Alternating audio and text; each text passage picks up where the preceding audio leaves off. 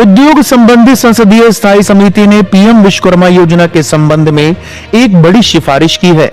समिति का कहना है कि भारत में कई पारंपरिक व्यवसायों को अभी भी जाति के नजरिए से देखा जाता है। इसी सोच की वजह से समिति का ऐसा मानना है कि इन व्यवसायों का वर्णन करने के तरीकों में बदलाव की जरूरत है। रिपोर्ट में संसदीय समिति ने इस बात पर जोर दिया कि कई पारंपरिक पेशों के नाम जैसे मोची, नाई और कुम्हार देश के अलग अलग हिस्सों में आमतौर पर खास जाति की पहचान से जुड़े हुए होते हैं। इसी जुड़ाव की वजह से कुछ लोग इन पेशों से अपनी पहचान बताने में हिचकिचाते हैं या फिर पीएम विश्वकर्मा योजना के तहत रजिस्ट्रेशन करने से बचते हैं। इसी परेशानी को हल करने के लिए समिति ने यह सुझाव दिया है कि इन व्यवसायों का नाम ज्यादातर पेशेवर और निष्पक्ष तरीके से बदला जाए। जैसे मोची शब्द का इस्तेमाल करने के बजाय इस पेशे को जूते चप्पल कारीगर भी कहा जा सकता है। इसी तरह कुम्हार को मिट्टी और सेरेमिक उत्पाद निर्माता और नाई को व्यक्तिगत सौंदर्य सेवा प्रदाता कहा जा सकता है। अभी ऐसा कोई खास कानून नहीं है जो हर संदर्भ में मोची, नाई या फिर धोबी जैसे शब्दों के इस्तेमाल पर पूरी तरह से रोक लगाता हो। हालांकि अगर ऐसे शब्दों का इस्तेमाल किसी की जातिगत पहचान के आधार पर उसका अपमान या उसे नीचा दिखाने के लिए किया जाता है तो यह काम अनुसूचित जाति और अनुसूचित जनजाति अधिनियम 1979 के तहत आ सकता है।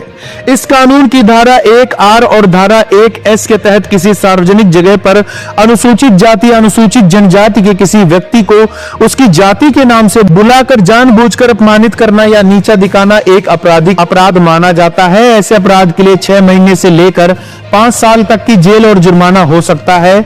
कई मामलों में इसे गंभीर और गैर जमानती अपराध भी माना जाता है। बीते कुछ सालों में अदालतों ने यह भी साफ किया है कि कानून की व्याख्या किस प्रकार की जानी चाहिए।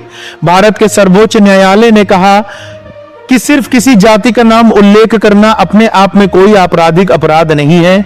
इस कानून के लागू होने के लिए इस बात को साबित करने की जरूरत होगी कि उस शब्द का इस्तेमाल किसी व्यक्ति को उसकी जाति के आधार पर अपमानित करने या उसका अनादर करने के खास इरादे से किया गया था। अदालत ने इस बात पर भी जोर दिया कि कथित अपमान सार्वजनिक रूप से या फिर दूसरों की उपस्थिति में होना चाहिए। यदि कोई बातचीत निजी तौर पर किसी को नीचा दिखाने के इरादे के बिना होती है तो वह इस अधिनियम के दायरे में नहीं आ सकती। इलाहाबाद उच्च न्यायालय ने इस बात को भी साफ किया है कि किसी व्यक्ति को उसके पेशे के आधार पर संबोधित करना अपने आप में कोई आपराधिक अपराध नहीं है। यह सिर्फ तभी दंडनीय होता है जब उस शब्द का इस्तेमाल जानबूझकर जाति आधारित अपमान के रूप में किया गया हो। समिति का ऐसा मानना है कि इन सिफारिशों को लागू करने से पारंपरिक कारीगरों की सामाजिक छवि को बदलने में काफी मदद मिल सकती है। इन पेशों को जाति से जुड़े पेशों के बजाय कुशल व्यापार के रूप में पेश करके कारीगरों में आत्मविश्वास और सामाजिक सम्मान बढ़ेगा। इस खबर के बारे में आपका क्या कहना है, हमें कमेंट बॉक्स में जरूर बताएं।